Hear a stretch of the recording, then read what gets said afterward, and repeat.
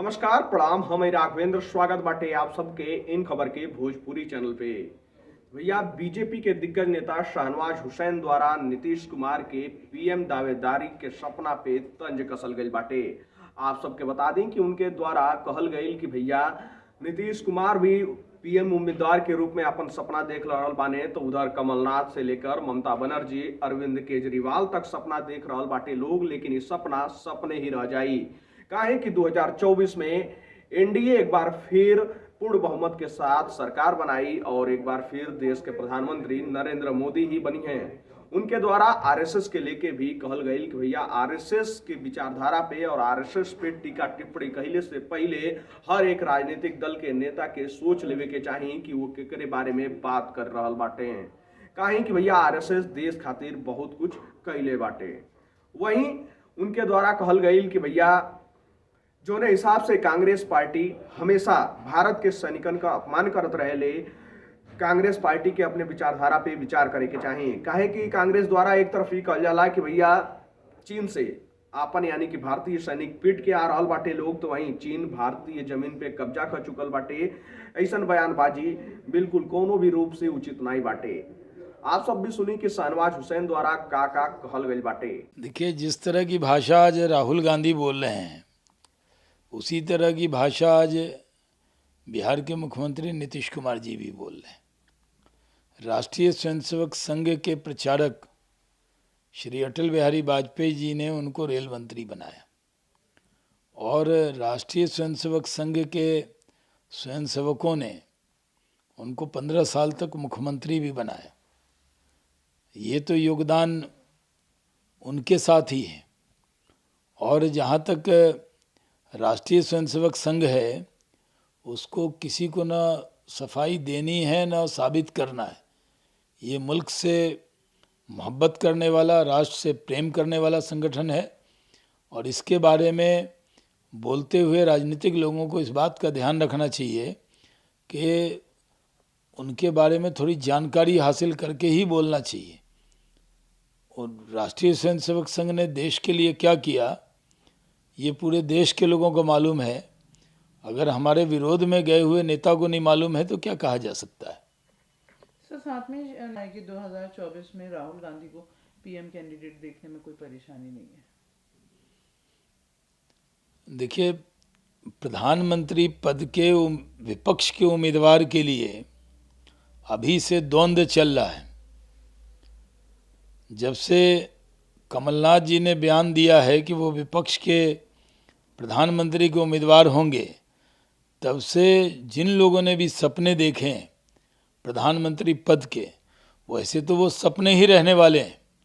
लेकिन चाहे वो केसीआर हो, नीतीश कुमार जी हो, या वो ममता बनर्जी हो, या अरविंद केजरीवाल हो, हर राज्य में एक उम्मीदवार बैठा है और वो संयुक्त उम्मीदवार होगा या नहीं होगा, सब एक नकार रहे हैं कि हम नहीं होंगे तो हम नहीं होंगे।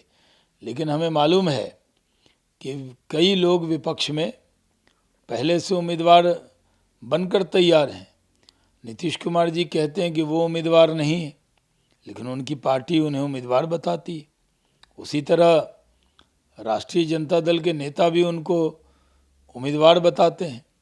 तो विपक्ष में अभी उम्मीदवार को लेके ही द्वंद्व है, जबकि पूरे देश ने तय कर लिया है कि 2024 में नरेंद्र मोदी जी के नेतृत्व में अपार बहुमत से भारतीय जनता पार्टी की सरकार बनेगी। उम्मीदवार कोई भी हो सकता है।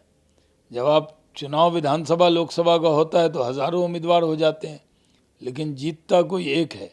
और अभी देश में जिस तरह नरेंद्र मोदी जी की लोकप्रियता है, जिस तरह देश आगे बढ़ रहा है, नरेंद्र मोदी जी ही प्रधानमंत्री 2024 में बनेंगे, इसमें कोई शक की गुंजाइश नहीं है। राहुल गांधी का कहना है कि सेंटर जो है वो आर्मी के पीछे छुप कर एक तरीके से कायरता कर रही है। बताएं बॉर्डर पर क्या हो रहा है।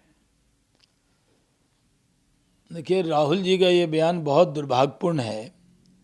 ये सेंट्रल पे हमला नहीं है, बल्कि फिर से आर्मी और एयरफोर्स पे का नाम लेके जिस तरह की बातें वो करते हैं।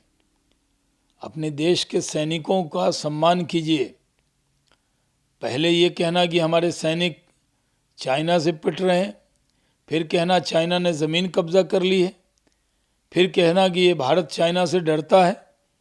इस तरह की भाषा राहुल जी को नहीं बोलनी चाहिए। इससे देश के सैनिकों का मनोबल गिरता है। हमारे सैनिक सक्षम हैं, किसी भी देश को जवाब देने की स्थिति में है।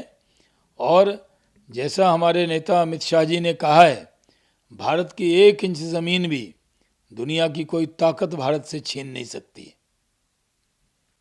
एक महबूबा मुफ्ती का है, अगर बोले तो उसने जम्मू कश्मीर को लेकर डीवाई चंद्रचूड़ जो चीज़ें आई हैं उनको लिख के कहा है कि जो फंडामेंटल राइट्स हैं वो वायलेट हो रहे हैं। देखिए, महबूबा मुफ्ती कोई न कोई बहाना इस देश को बदनाम करने का अपनाती रहती है। एक बार तो ये कहा था कि अगर धारा 370 खत्म हुई तो कोई भारत का तिरंगा उठाने वाला नहीं मिलेगा, और आज हर घर पे तिरंगा फहराया जा रहा है कश्मीर के अंदर। तो महबूबा मुफ्ती दुष्प्रचार बंद करें। उन लोगों ने, उनके परिवार ने, जो 2 परिवार है, मुफ्ती परिवार और अब्दुल्ला परिवार, इन दोनों ने जब कोई काम नहीं किया और आज जम्मू कश्मीर में जो फंडामेंटल राइट है वो लोगों को मिल रहा है, काम का अधिकार मिल रहा है। बहुत सी जगह बिजली नहीं थी, बिजली पहुंचाई है, रोड बन रहा है, काम हो रहा है। तो महबूबा मुफ्ती सिर्फ बयानबाजी कर रही हैं, उनके बयानों से कोई फर्क नहीं पड़ता। आप सब सुननी कि शाहनवाज हुसैन द्वारा का कुछ कहल गई बाटे। आप सबके बता दें कि नीतीश कुमार के पीएम के दावेदारी के रूप में जौन ही माहौल बन रहा बाटे, ओकरे ऊपर कई एनडीए का नेता लोग नीतीश कुमार पे तंज कस रहा बाटे। वहीं की पशुपतिनाथ द्वारा कह दिया गई कि भैया 2024 में पीएम पद खातिर कोनो वैकेंसी ही खाली नहीं खे, काहे कि भैया सगरी वैकेंसी पर कब्जा नरेंद्र मोदी का बाटे और भाजपा एक बार फिर से 2024 के लोकसभा चुनाव में प्रचंड जीत हासिल करके और सरकार बनाई। फिलहाल एक खबर में इतना ही। देश दुनिया से जुड़ल तमाम खबर देखे खातिर आप सब जुड़ल रहे इन खबर भोजपुरी के साथ। तब तक खातिर नमस्कार। इन खबर चैनल को सब्सक्राइब करें।